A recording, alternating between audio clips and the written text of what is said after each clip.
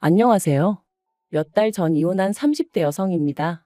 다 끝난 마당에 제가 이렇게 지난 이야기를 들추는 이유는 엊그제 어머님으로부터 또다시 황당한 문자를 받았기 때문이에요.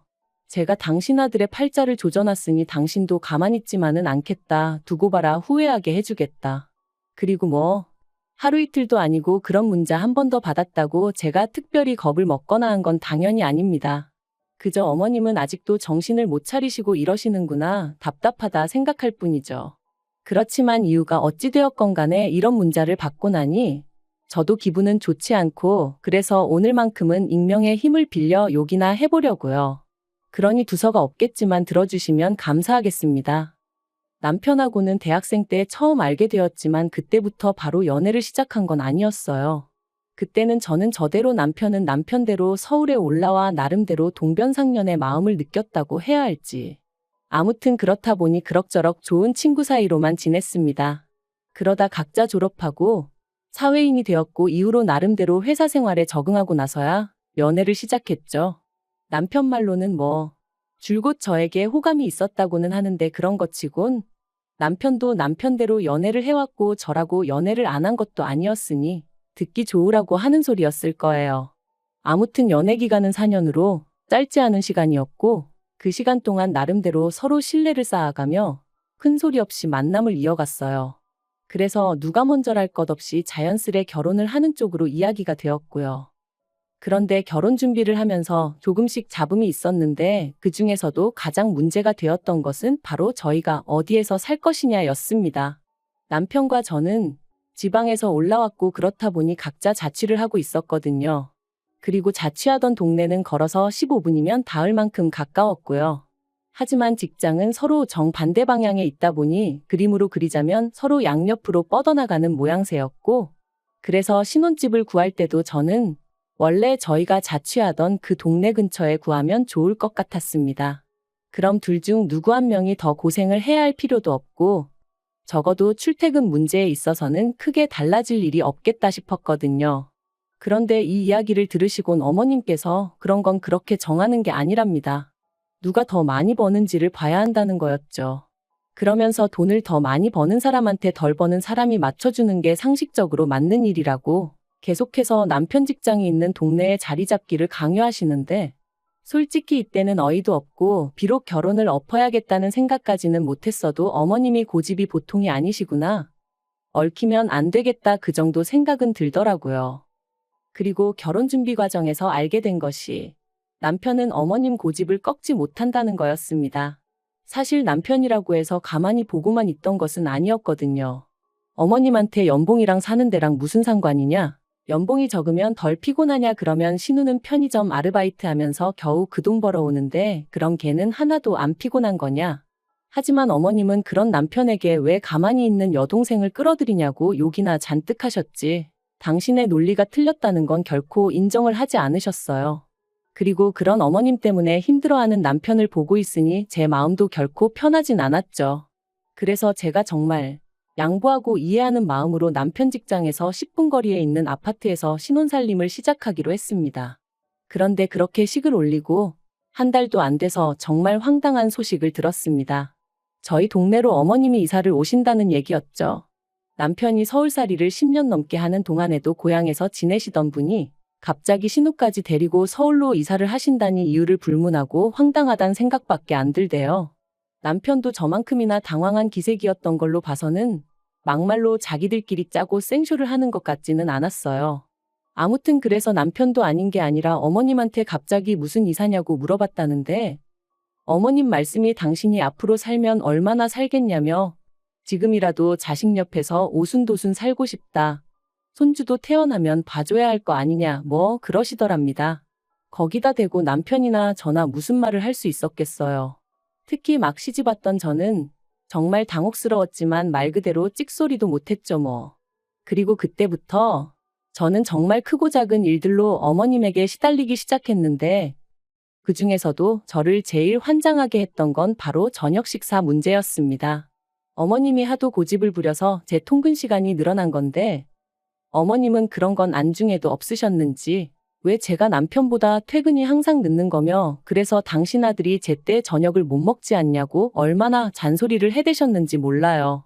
일주일에 두세 번, 그것도 꼭 연락도 없이 멋대로 식사 시간에 찾아오셔서는 당신도 한 끼 얻어먹고 가려고 왔다 하시면서 말이죠. 그런데 그런 상황이 자꾸 반복되니까 솔직히 저도 화가 나대요. 막말로 제가 전업주부도 아니고 둘이 맞벌이 하는 거 뻔히 하시면서 왜 자꾸 저만 들들 볶으시나 싶은 게. 그래서 남편더러 앞으로 저녁 시간 되면 당신이 어머님 댁에 가서 얻어먹고 오라고 했어요. 어머님 말씀대로 10년 넘는 세월 동안 떨어져 지내다가 이제라도 가까이 지내게 되었으니 옆에 끼고 밥도 챙겨 먹이시고 하면 좀 좋겠냐고요. 그랬더니 남편이 저더러 너도 참 그렇다 하는데 이때 처음 남편이 완벽하게 제 편은 아닌가 하는 생각이 들더라니까요. 그리고 더 웃긴 건 그렇게 남편이 몇 번 가니까 어머님이 저한테 더 심하게 화를 몇 번 내시더니 급기야는 이렇게 가정에 소홀할 거면 회사를 관두랍니다. 결혼했으면 아내의 역할이 우선시되어야 한다면서 말해요. 그래서 이때 남편하고 정말 대판 싸웠어요. 막말로 남편이 한 달에 무슨 1,000만 원, 2,000만 원씩 벌어오는 것도 아닌데 무슨 저녁밥 차려주라고 회사를 관두라는 건지. 그래서 제가 남편한테 어머님 정말 이상하시다. 당신 여지껏 혼자 사는 동안 저녁식 사가지고 이러신 적 없다면서 왜 결혼하고 나니까 이러시냐. 신경 쓰이고 서운하다 그랬습니다. 그랬더니 남편은 남편대로 아무리 그래도 그렇지 자기한테 어머님 뒷담화를 하냐면서 제 편은 안 들고 어머님만 감싸고 들었거든요. 그러니 안 싸울 수가 있었겠냔 말이죠. 그래도 이 싸움 덕분에 이후로 남편 저녁 식사 문제는 제 손을 떠났습니다. 저는 어차피 저녁은 샐러드 정도로 가볍게 먹는 사람이라서 남편하고 저녁을 같이 안 먹어도 크게 문제될 게 없었거든요. 그리고 이때만 하더라도 어머님이랑 남편이 좀 얄미운 게 전부였지 이혼까지 생각한 건 아니었어요. 이후로 1년 반 정도 별탈 없이 살았습니다. 남편도 저도 서로에게 작은 불만들이 있긴 했지만 부부 생활에 위협이 될 만큼 큰 건 아니었어요. 어느 다른 부부들과 별반 다르지 않았달까요. 그리고 그런 와중에 제가 이직을 하게 되었습니다. 다니던 회사보다 월급도 훨씬 많이 주고 직급도 높여준다는 곳으로 말이죠. 딱 한 가지 문제였던 건 지방에서 근무를 해야 한다는 거였는데 솔직히 지방이래봤자 당장 저희 사이에 아이가 있던 것도 아니었으니 까짓 거 필요하면 이사해야지라고 단순하게 생각한 게 사실이에요. 그런데 이 얘기를 들으신 어머님께서 어떻게 남편 직장이 서울인데 아내 직장이 지방이라고 그쪽으로 이사를 하냐 하시대요. 그래서 어머님이 저희 결혼할 때 연봉 높은 사람한테 맞춰주는 게 상식이라고 하시지 않으셨냐?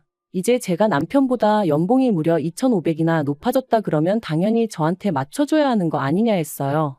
그런데 어머님이 그건 경우가 다르답니다. 어쨌든 저는 아내니까 아내가 남편에게 맞춰주는 게 맞는 거라나요?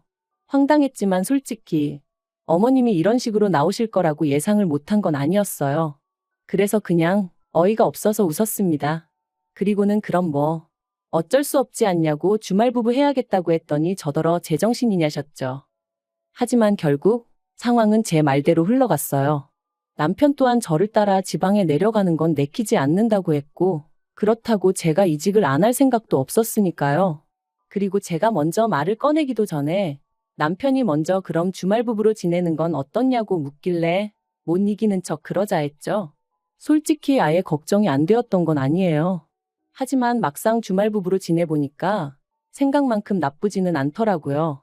일주일에 하루 이틀밖에 못 보니까 다투는 시간도 아깝게 느껴졌고 그래서 서로 더 배려하고 상냥하게 대해주게 되었으니 오히려 연애 때로 돌아간 기분까지 들더라니까요. 하지만 제3자나 마찬가지인 어머님께서 말 그대로 난리를 치셨습니다. 처음에는 생활비를 이유로 잔소리를 하셨어요. 멀쩡한 집을 놔두고 왜 새 살림을 차리냐면서 이러면 생활비도 2배로 들고 그래서 돈은 언제 모으느냐고요. 하지만 막말로 당신이 하는 말이씨가 안 먹힌다 싶으셨는지 결국 진짜 속내를 드러내셨습니다. 남자 혼자 일하고 살림하고 어떻게 그러고 사냐면서 저더러 요새는 KTX 니머니에서 다니는 열차도 많고 환승도 잘 되어 있다는데 조금만 부지런 떨고 왔다 갔다 하면 되는 걸 지 남편을 호랩이 만들었다고 타박을 하셨거든요. 하지만 어머님 말씀대로면 KTX로만 왕복 4시간이고 그걸 타러 왔다 갔다 하는 시간까지 더하면 하루에 거진 6시간을 통근에 써야 하는데 그게 정말 부지런 떤다고 될 일인가요? 그래서 제가 웃으면서 그러면 남편이 저랑 내려가서 지내면서 그렇게 출퇴근하면 되겠네요 했어요. 그랬더니 어머님도 할 말이 없으셨는지 또 얼마 지나지 않아서는 기껏 하신다는 말씀이 저러다 남편이 바람이라도 나면 어쩔 거냐입니다.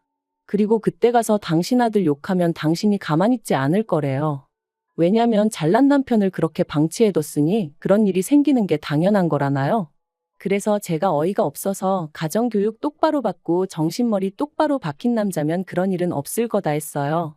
그랬더니 너 지금 가정교육이라고 했냐면서 어머님이 또 화를 내시는데 이건 뭐 도둑이 재발절인 것도 아니고 아무튼 엉망도 그런 엉망이 없었습니다. 하지만 이때까지도 역시 이혼 생각은 안 했어요. 어머님이 말도 안 되는 말씀을 하시면 저도 지지 않고 한마디씩 받아치고 그런 과정이 스트레스의 연속이긴 했지만 서로 다른 사람들이 만나서 가족이 되었으니 이 또한 맞춰가는 과정이다 생각하고 어떻게든 그러려니 하고 넘기려고 했었죠. 하지만 역시나 사람 일이라는 게 저 혼자 노력한다고 해결되는 게 아니더군요. 결국 어머님은 말 그대로 선을 넘으셨고 남편은 그래도 팔은 안으로 굽는다더니 그런 어머님 편을 드느라 제 입장 따윈 안중에도 없었어요.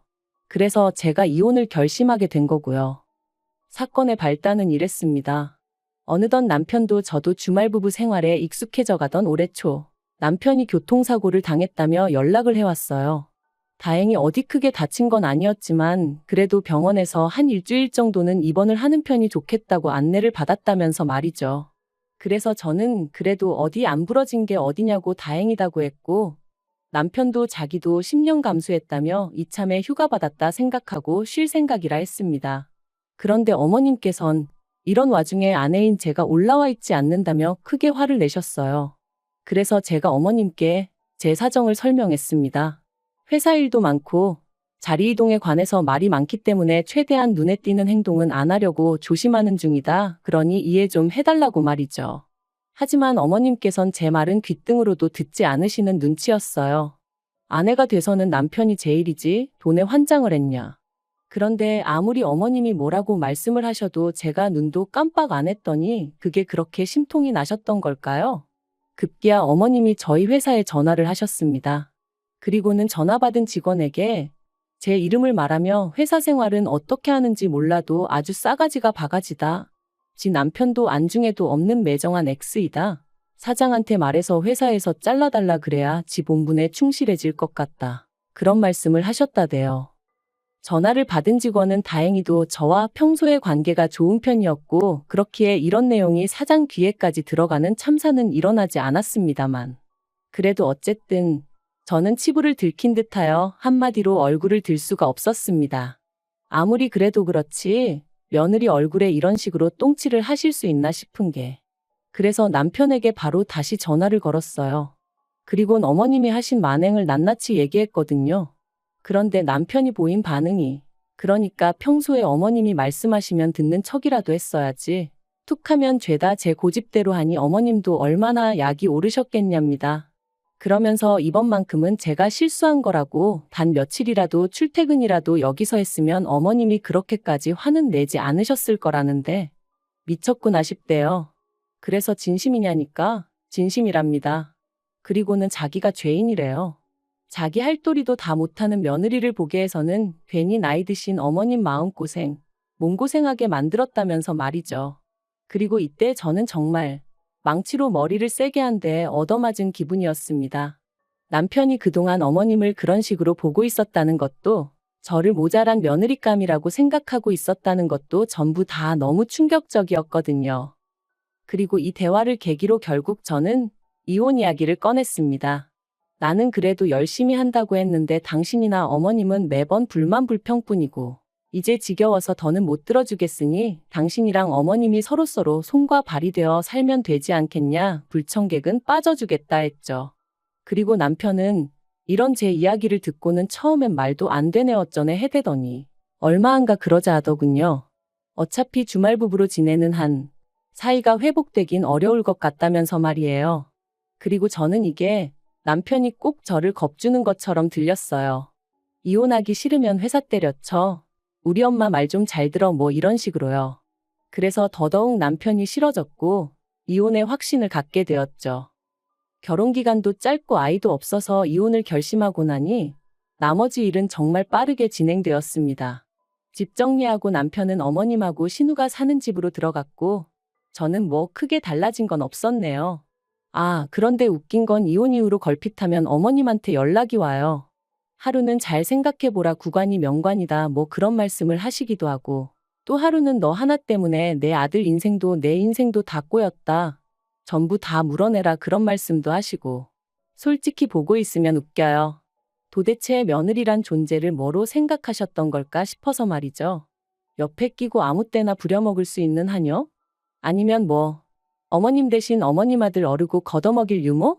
뭐 그 정도로 생각하신 건 아니었는지. 아무튼 언제가 됐든 신우가 시집 가면 신우는 꼭 어머님 뜻대로 살길 바라려고요. 저는 이대로가 좋아서 제 방식대로 잘 살 테니 걱정 안 하셔도 됩니다.